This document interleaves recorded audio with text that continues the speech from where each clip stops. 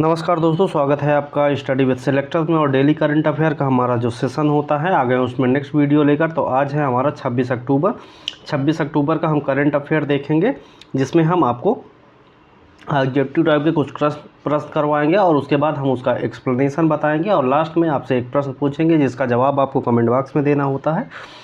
और एक प्रश्न जो हम आपसे पिछले वीडियो में पूछे होते उसका हम जवाब आपको बताएंगे। तो चलते हैं, आज 26 अक्टूबर का करंट अफेयर देखते हैं। तो आगे चलते हैं 25 अक्टूबर का जो हमने करंट अफेयर आपको पढ़ाया है 25 अक्टूबर का, उसको फटाफट रिवीजन देख लेते हैं। क्या है, कह रहा है हाल ही में संयुक्त राष्ट्र दिवस कब मनाया गया। तो ये 24 अक्टूबर को मनाया गया है। 24 अक्टूबर को संयुक्त राष्ट्र दिवस मनाया जाता है। मोस्ट इंपॉर्टेंट प्रश्न है, आपको याद रखना होगा।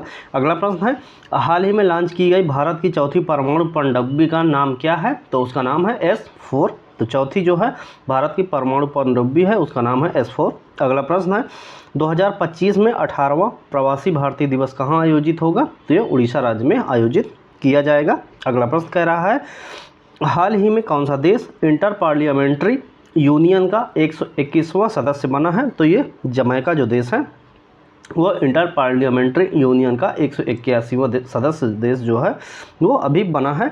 आगे देखते हैं, कह रहा है हाल ही में स्वदेशी लोगों को भूमि अधिकार प्रदान करने के लिए मिशन वसुंधरा 3.0 किस राज्य में शुरू किया गया है।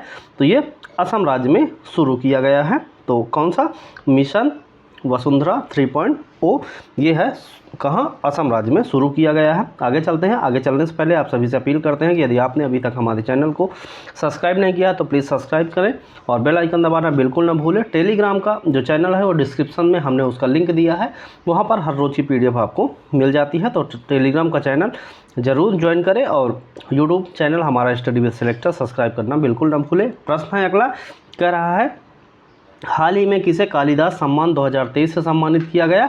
तो किसको किया गया है, रघुपति भट्ट को जो है वो कालिदास सम्मान 2023 से सम्मानित किया गया है। अगला प्रश्न, हाल ही में किस राज्य सरकार ने विकलांग व्यक्तियों के लिए विशेष अदालतें स्थापित करने की घोषणा की है।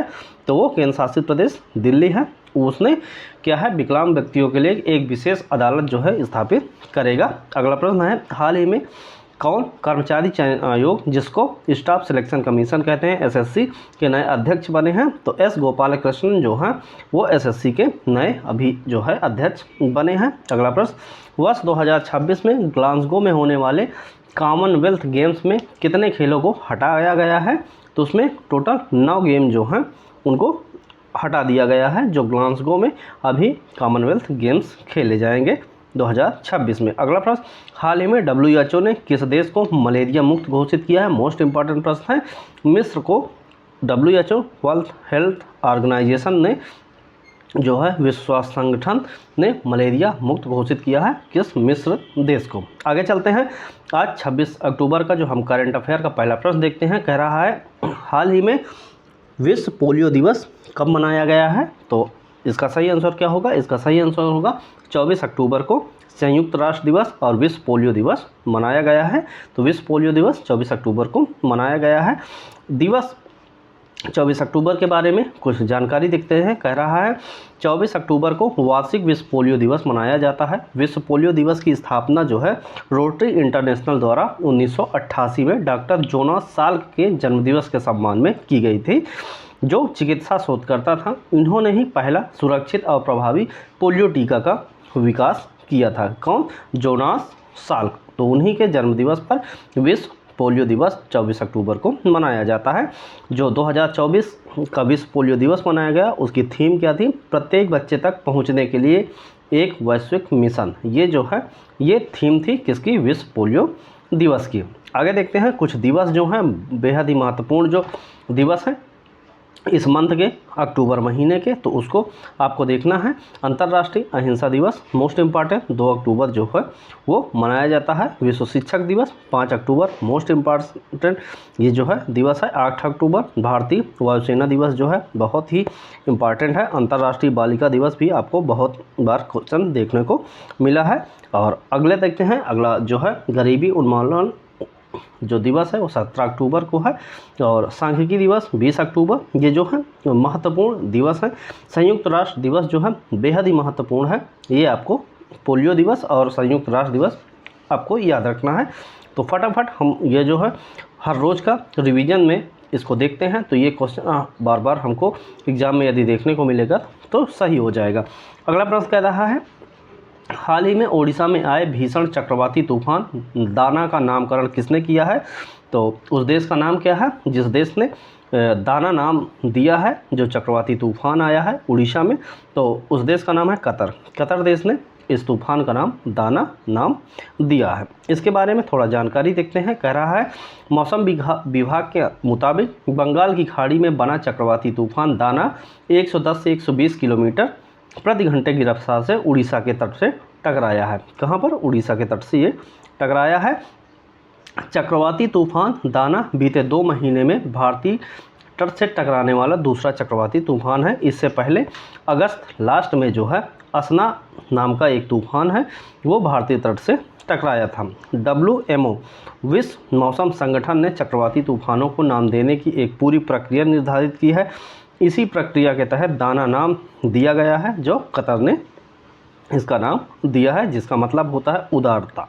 तो ये दाना जो तूफ़ान है उससे संबंधित कुछ जानकारी थी, और इसी से संबंधित कुछ जो तूफ़ान चक्रवात हैं उनसे संबंधित जो करंट अफेयर हो सकता है इस मंथ का या पिछले मंथ का, वो हमने यहाँ पर कवर किया है। बेहद ही मेहनत के साथ ये PDF तैयार की जाती है। तो हमारी मेहनत को सफल बनाने के लिए चैनल को सब्सक्राइब जरूर करें। कह रहा सुपर टाइफून यागी पश्चिमी उत्तर प्रशांत क्षेत्र में आया एक उष्णकटिबंधीय चक्रवात है। इसके सर्वाधिक प्रभावित देश जो हैं वियतनाम है। भारत सरकार ने टाइफून यागी से प्रभावित देशों की सहायता के लिए ऑपरेशन सद्भाव चलाया। मोस्ट इम्पॉर्टेंट है, जो टाइफून यागी आया वो कहाँ पर, ये सबसे ज़्यादा इसमें प्रभावित देश वियतनाम है, और भारत ने जो मानवीय सहायता के लिए एक ऑपरेशन चलाया उसका नाम है ऑपरेशन सद्भाव। अगला है, रेमल चक्रवाती तूफान बंगाल की खाड़ी से एक निम्न दबाव के क्षेत्र में उत्पन्न हुआ। इस चक्रवात का नामकरण जो है किसने किया है? ओमान ने किया है, और दाना का कतर ने किया है। तो ये आपको याद रखना होगा। अरब सागर में 1976 के बाद अगस्त में चक्रवाती तूफान बना है। पाकिस्तान ने चक्रवात का नाम असना दिया है। किसने? पाकिस्तान ने असना उसका नाम दिया है। तो ये मोस्ट इम्पॉर्टेंट जो करंट अफेयर थे विगत कुछ महीनों में वो चक्रवाती तूफान से संबंधित हमने देखा। अगला प्रश्न कह रहा है, हाल ही में किसने 24वीं राष्ट्रीय पैरा तैराकी चैंपियनशिप जीती है? तो इसका सही आंसर क्या होगा? इसका सही आंसर होगा कर्नाटक।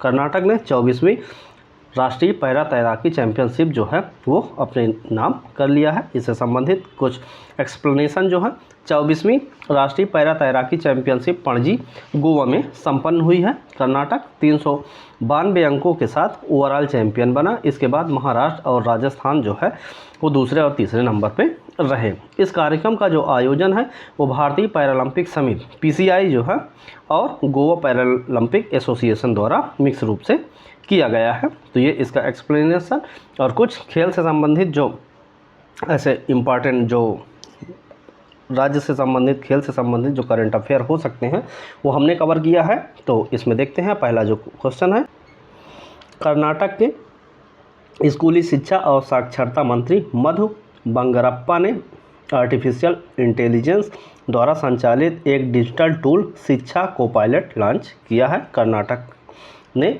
शिक्षा को पायलट को लॉन्च किया है शिक्षा और साक्षरता मंत्री मधु बंगारप्पा के द्वारा। कर्नाटक ने बढ़ते डेंगू मामलों में निपटने के लिए ओविट्रैप बास्केट लॉन्च की है। अगला जो पॉइंट है कह रहा है, हाल ही में केंद्रीय पर्यावरण वन और जलवायु परिवर्तन मंत्री श्री भूपेंद्र यादव ने भारत में 2 नए मयूर अभ्यारण्य बनाने की घोषणा की। कर्नाटक में आदि चुंचन गिरी और केरल में चुलन्नुआर 2 जो अभ्यारण्य मयूर अभ्यारण्य बनेंगे, एक कर्नाटक में और एक केरल में। अगला पॉइंट, विभिन्न राष्ट्रीय और अंतर्राष्ट्रीय संगठनों के शोधकर्ताओं ने बेंगलुरु में बिल खोदने वाले मेढक की एक नई प्रजाति की खोज की है। अगला पॉइंट कह रहा है, कर्नाटक के मुख्यमंत्री सिद्धरामैया ने घोषणा करते हुए कहा कि सरकारी आवासीय स्कूलों के नाम बदलेंगे और उनकी जगह स्कूलों का नाम महर्षि वाल्मीकि विद्यालय किया जाएगा। तो ये करंट अफेयर को संबंधित थी उस प्रश्न से रिलेटेड। अगला प्रश्न कह रहा है, हाल ही में कौन सा देश एशियन डेवलपमेंट बैंक का 69वां सदस्य बना है? तो इसका सही आंसर क्या होगा? इसका सही आंसर ऑप्शन पहला जो है इजराइल जो है वो एशियन डेवलपमेंट बैंक का 69वां जो सदस्य है अभी हाल ही में नामित हुआ है।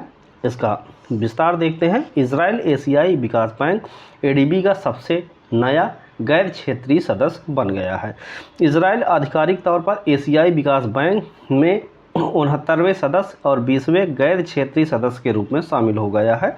एशियाई विकास बैंक के बारे में यदि कुछ देखते हैं जानकारी, तो एशियाई विकास बैंक जो है एक क्षेत्रीय विकास बैंक है जिसकी स्थापना जो 19 दिसंबर 1966 को एशियाई देशों के आर्थिक विकास के सुगमीकरण के लिए किया गया था। अगला पॉइंट है, इसका जो मुख्यालय है वो मनीला है। फिलीपींस जो देश है वहाँ पर एक जगह है मनीला, वहाँ पर एडीबी एशियन डेवलपमेंट बैंक का मुख्यालय जो है वो स्थित है। इससे संबंधित कुछ करंट अफेयर देखते हैं। बांग्लादेश आधिकारिक तौर पर कोलंबो सुरक्षा कॉन्क्लेव का 5वां पूर्ण सदस्य बन गया है। कौन सा? बांग्लादेश आधिकारिक तौर पर कोलंबो सुरक्षा कॉन्क्लेव का 5वां पूर्ण सदस्य बन गया है। अगला, बेलारूस आधिकारिक तौर पर संघाई सहयोग संगठन को 10वां स्थायी सदस्य बन गया है। अगला पॉइंट कह रहा है स्वीडन नाटो का 32वां सदस्य बन गया है। नेपाल सरकार द्वारा आधिकारिक रूप से पोखरा को देश की पर्यटन राजधानी घोषित किया गया है। मोस्ट इम्पॉर्टेंट है, कहाँ पर? पोखरा जो है नेपाल की जो है पर्यटन राजधानी घोषित हुई। अगला पॉइंट, संयुक्त राष्ट्र महासभा ने डेनमार्क, ग्रीस, सोमालिया, पाकिस्तान और पनामा को सुरक्षा परिषद के अस्थायी सदस्य के रूप में निर्वाचित किया है। अगला पॉइंट, नाउरू विश्व धरोहर अभिसमय का 196वां पक्षकार देश बन गया है। कौन सा? नाउरू जो देश है विश्व धरोहर अभिसमय का 196वां पक्षकार देश बन गया है। अगला प्रश्न देखते हैं। अगला प्रश्न देखने से पहले एक डिटेल और है, कह रहा है जिनेवा में 149वीं IPU असेंबली में जमैका की संसद 141वीं सदस्य संसद के रूप में IPU में फिर से शामिल हो गई है। अगला प्रश्न कह रहा है हाल ही में मूनलाइट प्रोग्राम किसने लॉन्च किया है? तो इसको किसने लॉन्च किया है? मूनलाइट प्रोग्राम जो है यूरोपीय स्पेस एजेंसी जो है वो मूनलाइट प्रोग्राम को हाल ही में अभी लॉन्च किया है। इसका डिटेल देखते हैं। कह रहा है यूरोपीय अंतरिक्ष एजेंसी ने अपना महत्वाकांक्षी मूनलाइट कार्यक्रम शुरू किया है जिसका लक्ष्य चंद्रमा पर दूरसंचार और नेविगेशन सेवाओं के लिए एक समर्पित उपग्रह समूह बनाना है। इस पहल का उद्देश्य उपग्रह नेविगेशन, वीडियो कॉन्फ्रेंसिंग और डेटा शेयरिंग जैसी आवश्यक सेवाओं को चंद्रमा की सतह पर भी पृथ्वी की तरह सहज बनाना है। इससे संबंधित कुछ जो करंट अफेयर बन सकते हैं वो क्या है? नासा के फ्लोरिडा स्थित कैनेडी स्पेस सेंटर से पोलोरिस डॉन मिशन को सफलतापूर्वक लॉन्च किया गया है।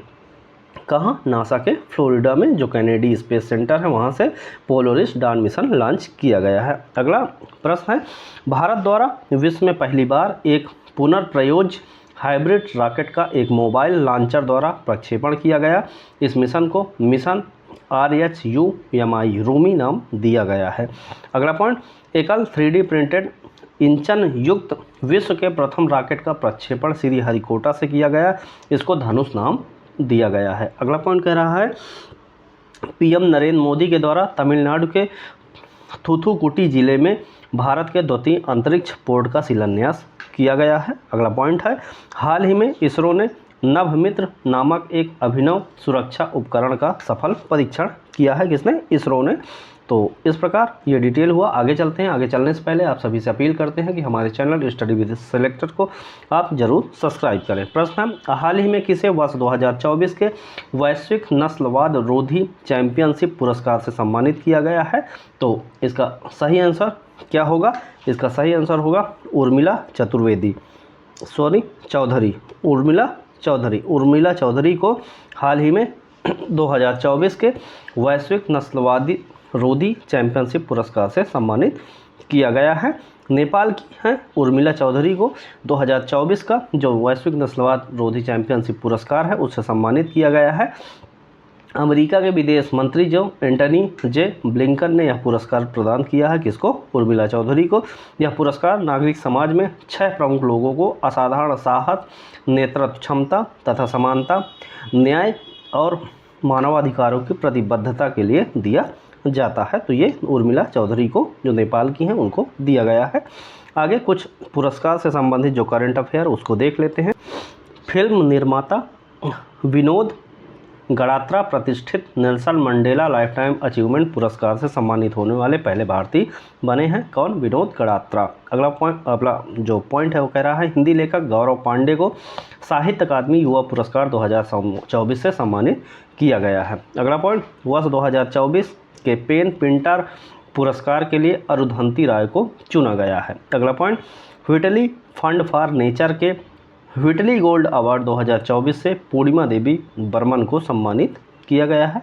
अगला पॉइंट है भारतीय मूल की लेखा प्रशांति राम को अंग्रेजी फिक्शन के लिए सिंगापुर साहित्य पुरस्कार 2024 प्रदान किया गया है। अगला पॉइंट है हिंदी साहित्य के विकास में योगदान के लिए उषा ठाकुर को 12वां विश्व हिंदी सम्मान प्रदान किया गया है। तो ये कुछ पुरस्कार से संबंधित करंट अफेयर हमने देखा। अगला प्रश्न कह रहा है हाल ही में लियोंग कुओंग किस देश के नए राष्ट्रपति बने हैं?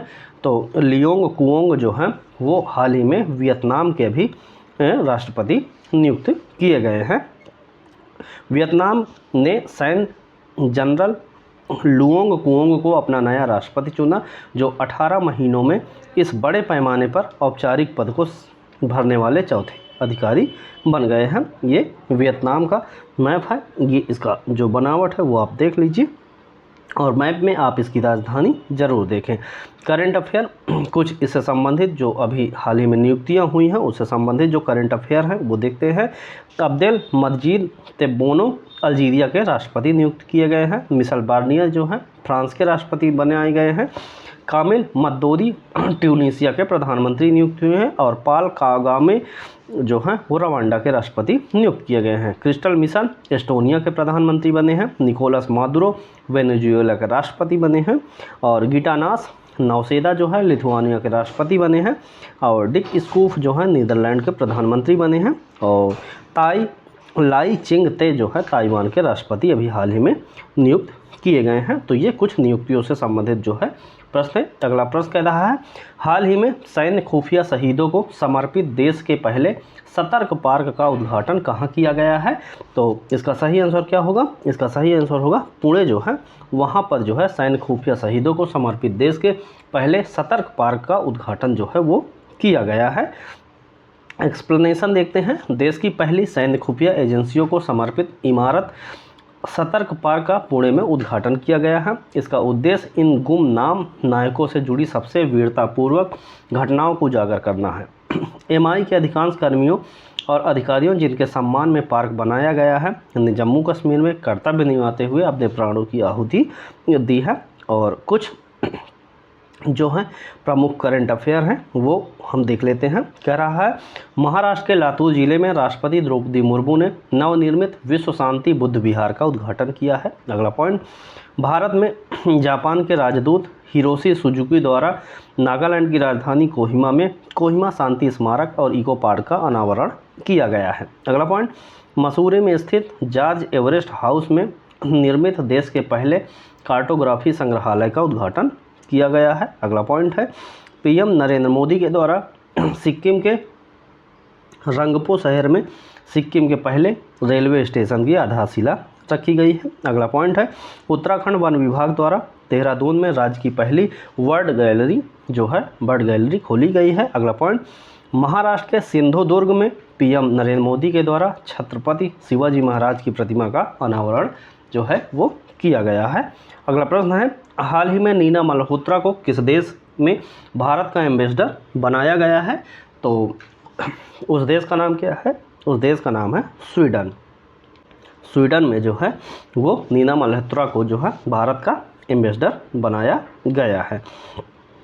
डॉक्टर नीना मल्होत्रा जो है वर्तमान में मंत्रालय में विशेष कार्य अधिकारी हैं। स्वीडन का अगला राजदूत जो है नियुक्त किया गया है और इसमें कुछ जो नीदरलैंड या जो जहाँ के जो नियुक्ति हुई है उसको आप फटाफट यहाँ पर इस पीडीएफ में, जब आप टेलीग्राम में जाएंगे तो वहाँ से आप इसको ज़रूर देखें और पढ़ें और बार बार रिवीजन करें। ये क्वेश्चन बहुत ही महत्वपूर्ण होते हैं। अगला प्रश्न है जो आज का हमारा लास्ट प्रश्न है, कह रहा है हाल ही में रिलायंस ने भारत में एआई इंफ्रास्ट्रक्चर बनाने के लिए किसके साथ साझेदारी की है? तो इसका सही आंसर क्या होगा? एनवीडिया जो है वो उसके साथ रिलायंस ने भारत में एआई इंफ्रास्ट्रक्चर बनाने के लिए जो है साझेदारी की है। इसके बारे में देखते हैं। मुकेश अंबानी की रिलायंस इंडस्ट्री ने अमेरिका की चिप निर्माता कंपनी एनवीडिया के साथ मिलकर भारत में एआई इंफ्रास्ट्रक्चर स्थापित करने की घोषणा की है। यह घोषणा एनवीडिया एआई समिट 2024 मुंबई में जो है किया गया है। कुछ करंट अफेयर देखते हैं। कह रहा है आईआईटी मद्रास ने शुरू की गई अग्निकुल कॉस्मॉस नामक कंपनी ने 30 मई 2024 को पूरी तरह से 3D प्रिंटेड इंजन से चलने वाले दुनिया के पहले रॉकेट अग्निबाण SORTED को सुरक्षित रूप से लॉन्च किया है। अगला पॉइंट, फिनटेक स्टार्टअप पेमार्ट ने वर्चुअल एटीएम सेवा के लिए 5 भारतीय बैंकों के साथ साझेदारी की है। गोवा सरकार ने विश्व बैंक के सहयोग से एक अग्रणी मिश्रित वित्त सुरक्षा की योजना का जो है अनावरण किया है। अगला पॉइंट, रिलायंस इंडस्ट्री ChatGPT शैली की एआई सेवा हनुमान लॉन्च किया है।